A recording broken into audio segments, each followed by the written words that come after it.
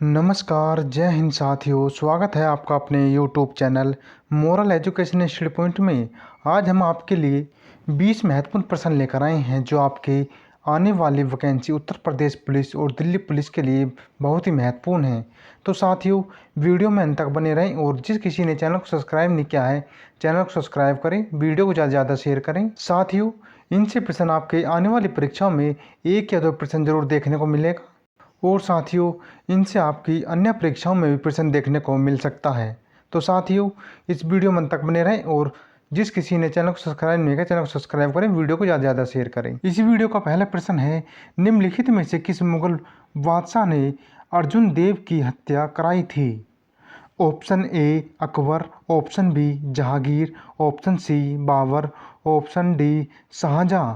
इसका सही जवाब होगा ऑप्शन बी जहांगीर ने अर्जुन देव की हत्या कराई थी। और साथियों, अर्जुन देव जो कि सिखों के 5वें गुरु थे और साथियों, गुरु अर्जुन देव ने ही गुरु ग्रंथ साहित्य की रचना की थी।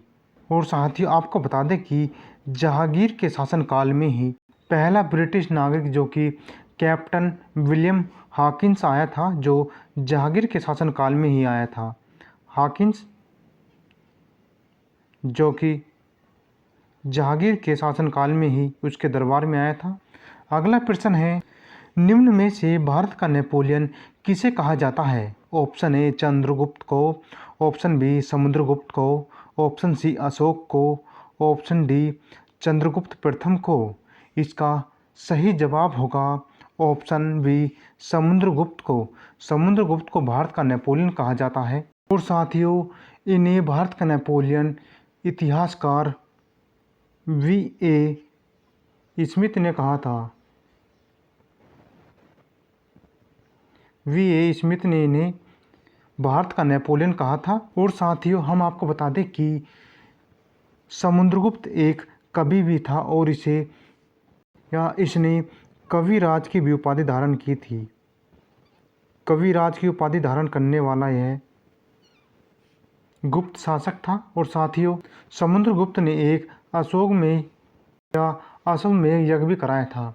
समुद्रगुप्त ने जो कि एक अश्वमेध यज्ञ भी कराया था और इसने बौद्ध धर्म को संरक्षण भी दिया था। और साथियों, आपको बता दें कि चंद्रगुप्त मौर्य जो कि इसने ही मौर्य वंश की स्थापना की थी।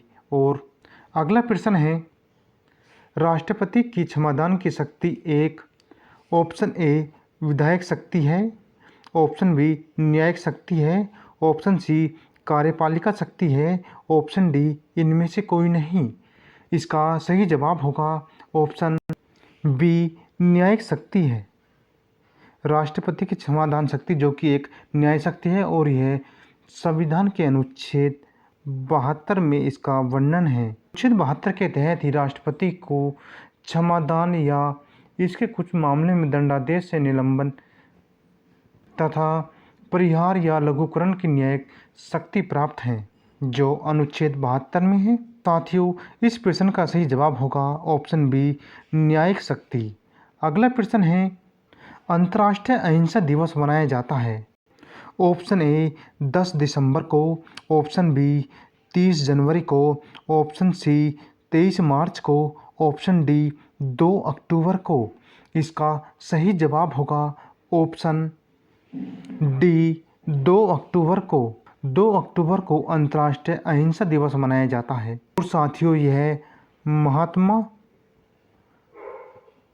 गांधी जी के जन्म दिवस पर मनाया जाता है। साथियों, हम आपको बता दें कि 15 जून 2007 में संयुक्त राष्ट्र महासभा ने प्रत्येक 2 अक्टूबर के दिन अंतर्राष्ट्रीय अहिंसा दिवस के रूप में मनाने का निर्णय लिया था। अगला प्रश्न है, मोहम्मद गौरी ने सोमनाथ मंदिर पर आक्रमण कब किया था? ऑप्शन ए 1025 ईस्वी में, ऑप्शन बी 1020 ईस्वी में, ऑप्शन सी 1006 ईस्वी में, ऑप्शन डी 1014 ईस्वी में। इसका सही जवाब होगा ऑप्शन ए 1025 ईस्वी में मोहम्मद गौरी ने सोमनाथ के मंदिर पर आक्रमण किया था और इसने सोमनाथ के मंदिर को तहस नहस कर दिया था, जो कि सोमनाथ का मंदिर गुजरात में है। गुजरात में था जो कि सोमनाथ का मंदिर। और साथियों, उस समय गुजरात का शासक भीम प्रथम था। भीम प्रथम जो कि उस समय गुजरात का शासक था। और साथियों, भीम प्रथम जो कि चालुक्य वंश से था। भीम प्रथम जो कि चालुक्य वंश से था। साथियों, मोहम्मद गौरी ने भारत पर 17 बार आक्रमण किया था और इनका आखिरी आक्रमण जो 1027 ईस्वी में जाटों के विरुद्ध हुआ था। जाटों के विरुद्ध इनका आखिरी आक्रमण था, जिसने मोहम्मद गौरी को बहुत हानि पहुंचाई थी और बाद में 1027 में इन्हें जाटों को बुरी तरह हरा कर खदेड़ दिया था। साथियों, आपको बता दें कि सोमनाथ मंदिर पहली बार पत्थरों से भीम प्रथम ने बनवाया था। अगला प्रश्न है, द्वैत शासन का अंत किस गवर्नर जनरल द्वारा किया गया? Option A Robert Clive, option B Lord Cornwallis, option C Warren Hastings, option D इनमें से कोई नहीं। इसका सही जवाब होगा ऑप्शन सी वारेन हेस्टिंग ने ही द्वैत शासन का अंत किया था, जो 1772 ईस्वी में इसने द्वैत शासन का अंत किया था। और साथियों, रॉबर्ट क्लाइव ने बंगाल में द्वैत शासन लगाया था, जो 1765 ईस्वी में रॉबर्ट क्लाइव ने जो कि 1765 में द्वैत शासन लगाया था, लेकिन 1772 में वारेन हेस्टिंग ने इसका अंत कर दिया था। और साथियों, लॉर्ड कॉर्नवालिस ने जो कि बंगाल में 4 सेशन कोर्ट की स्थापना की थी। अगला प्रश्न है, विश्व में सर्वाधिक कॉफी उत्पादन करने वाला देश कौन सा है? Option A Brazil, option B Bharat, option C America, option D Britain. इसका सही जवाब होगा ऑप्शन ए ब्राज़ील। विश्व में सर्वाधिक कॉफी उत्पादन करने वाला देश ब्राज़ील है। और साथियों, ब्राज़ील में कॉफ़ी के बागों को फजेंडा कहा जाता है। फजेंडा जो कि कॉफ़ी के बागों को ब्राज़ील में कहा जाता है। साथियों, हम आपको बता दें कि गन्ना उत्पादन में भी ब्राज़ील पहले स्थान पर है।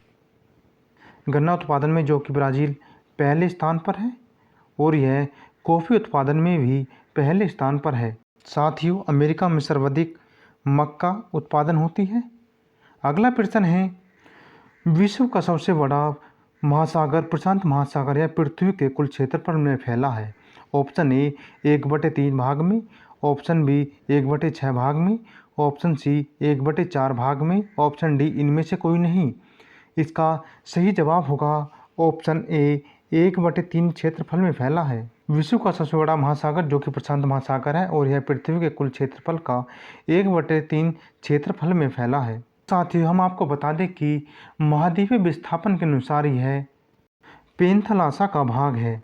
प्रशांत महासागर जो कि महाद्वीपीय विस्थापन के अनुसार यह पेंथलासा का भाग है और इसकी आकृति जो कि त्रिभुजाकार है।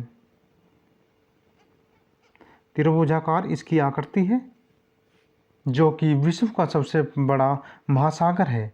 अगला प्रश्न है, भारतीय संविधान का कौन सा अनुच्छेद राष्ट्रपति के पद के लिए पुनः निर्वाचन की योग्यता निर्धारित करता है? ऑप्शन ए अनुच्छेद 52, ऑप्शन बी अनुच्छेद 54, ऑप्शन सी अनुच्छेद 55, ऑप्शन डी अनुच्छेद 57। इसका सही जवाब होगा ऑप्शन डी अनुच्छेद 57।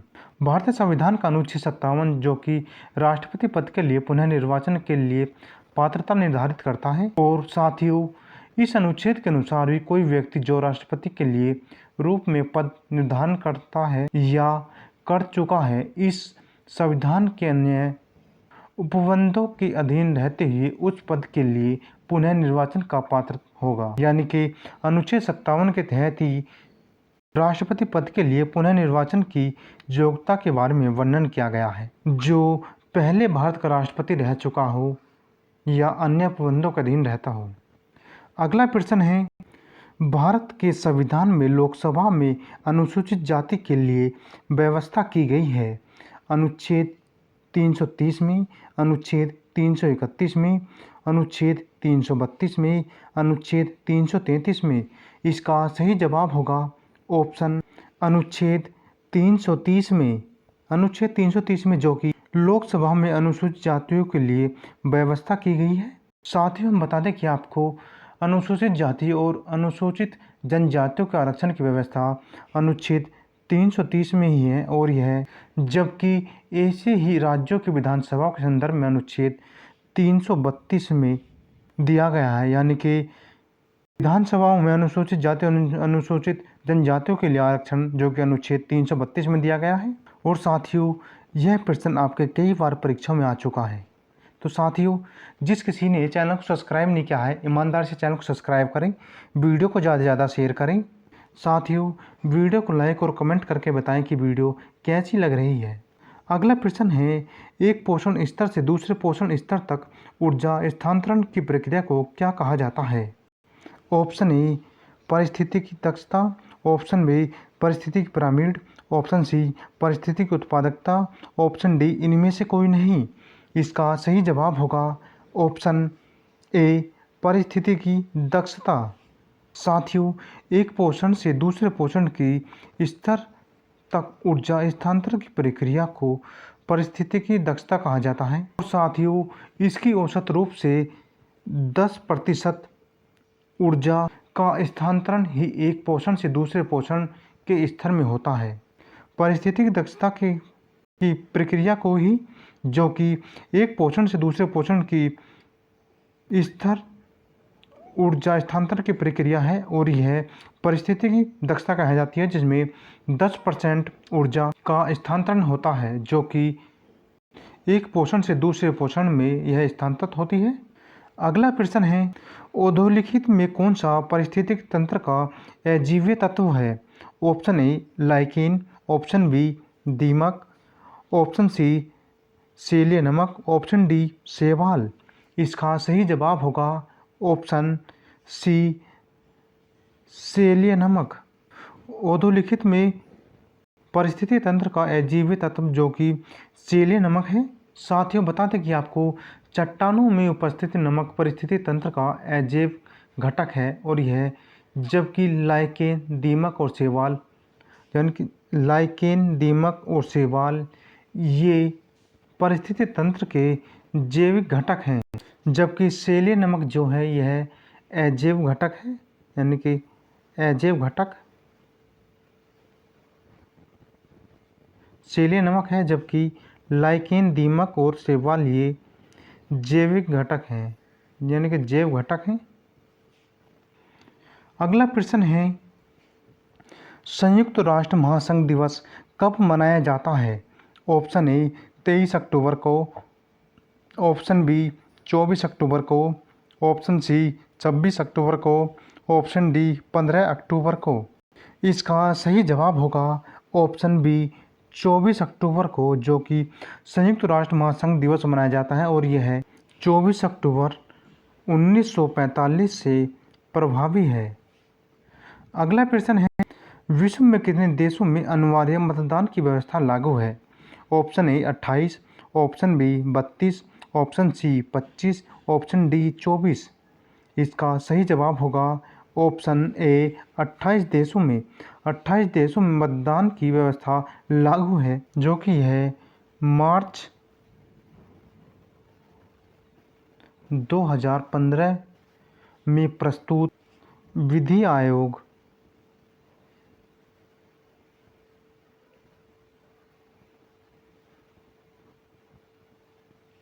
की 255वीं यानी कि 255वीं रिपोर्ट के अनुसार लगभग 28 देशों में, यानी कि 28 देशों में यह मतदान की व्यवस्था लागू है, जो Argentina, Australia, Belgium, Bolivia, Brazil, Congo, Costa Rica, Dominican Republic और इक्वाडोर, मिस्र, ग्रीन आदि देशों में यह अनिवार्य मतदान की व्यवस्था लागू है। अगला प्रश्न है, किस देश के सरकारी रिपोर्ट को येलो बुक कहा जाता है? Option A France, option B Britain, option C Italy, option D Germany.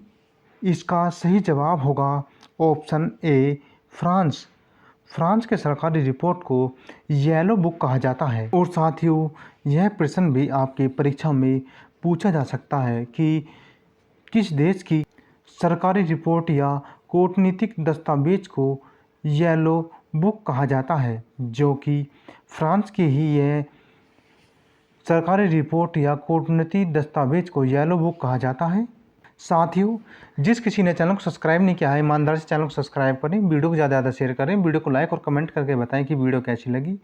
अगला महत्वपूर्ण प्रश्न है, प्रथम भारत रत्न प्राप्त करने वाले कौन थे? Option A doctor Rajendra Prasad, option B Jawaharlal Nehru, option C Lal Bahadur Shastri, option D S Radhakrishnan. इसका सही जवाब होगा ऑप्शन डी एस राधाकृष्णन या डॉक्टर एस राधाकृष्णन, जिन्हें सर्वप्रथम भारत रत्न प्राप्त हुआ था। और साथियों, बता दें कि भारत सरकार द्वारा देश में सर्वोच्च नागरिक पुरस्कार के रूप में भारत रत्न को देश का सर्वोच्च पुरस्कार के रूप में 1954 में इसकी स्थापना की गई थी। और साथियों, और यह सर्वप्रथम पुरस्कार 1954 में ही एस राधाकृष्णन और चक्रवर्ती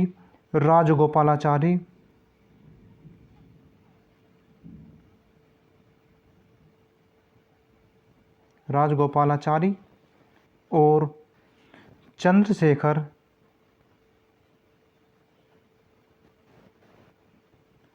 वेंकटरमन को प्राप्त हुआ था। अगला महत्वपूर्ण प्रश्न है, राष्ट्रीय जल विकास एजेंसी की स्थापना की गई थी? ऑप्शन ए 1986 में, ऑप्शन बी 1982 में, ऑप्शन सी 1984 में, ऑप्शन डी 1997 में।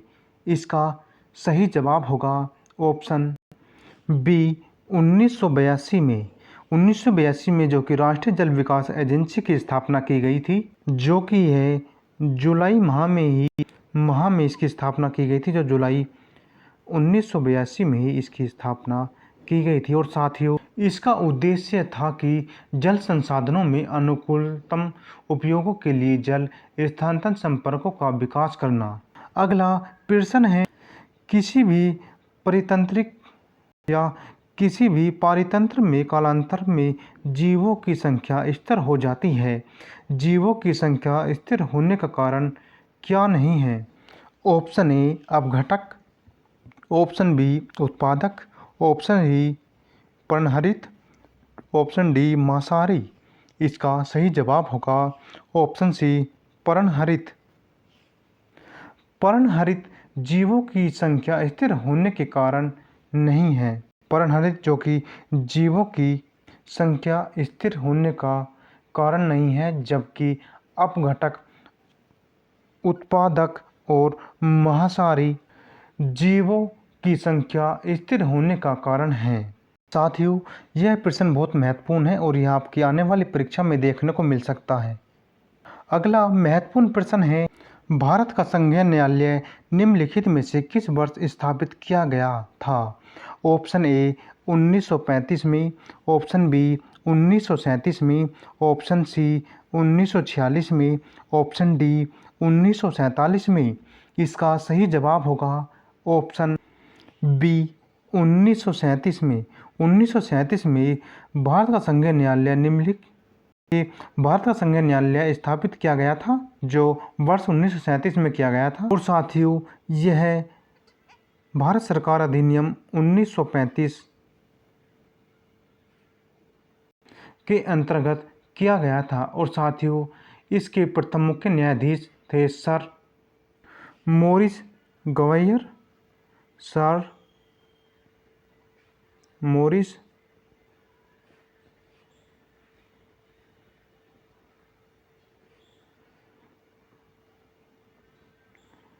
मोरिस गवैयर, जो कि इसके प्रथम न्यायाधीश थे। और अगला महत्वपूर्ण प्रश्न है, जो इस वीडियो का अंतिम प्रश्न होगा, निम्नलिखित में से संविधान का संशोधन करने की शक्ति और प्रक्रिया किस अनुच्छेद में है? अनुच्छेद 360 में, अनुच्छेद 356 में, अनुच्छेद 368 में, अनुच्छेद 352 में। इसका सही जवाब होगा अनुच्छेद 368 में। अनुच्छेद 368 में, जो कि संविधान संशोधन की प्रक्रिया है। आपको बता दें कि संविधान संशोधन की प्रक्रिया जो कि दक्षिण अफ्रीका से ली गई है, दक्षिण अफ्रीका से जो कि संविधान संशोधन की प्रक्रिया ली गई है। और साथियों, अनुच्छेद 360 में जो कि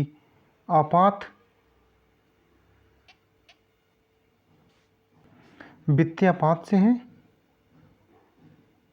वित्तीय आपात से जो कि अनुच्छेद 360 है। और अनुच्छेद 352 जो कि राष्ट्रीय आपात की घोषणा युद्ध या बाह्य आक्रमण या सशस्त्र विद्रोह की स्थिति में है। और साथियों, अनुच्छेद 356 यह भी राज्यों में संवैधानिक तंत्र को विफल होने के कारण की दशा से उपवंश से है, जो कि आपात से ही है। साथियों, ये थे आज के महत्वपूर्ण प्रश्न। वीडियो अच्छी लगी तो वीडियो को लाइक करें, चैनल को सब्सक्राइब करें और वीडियो को ज़्यादा से ज़्यादा शेयर करें। साथियों, अपने आस पड़ोस के सभी दोस्तों पर वीडियो को ज़्यादा से ज़्यादा शेयर करें और सब्सक्राइब करने को कहें। तो आज के लिए इतना ही। जय हिंद साथियों।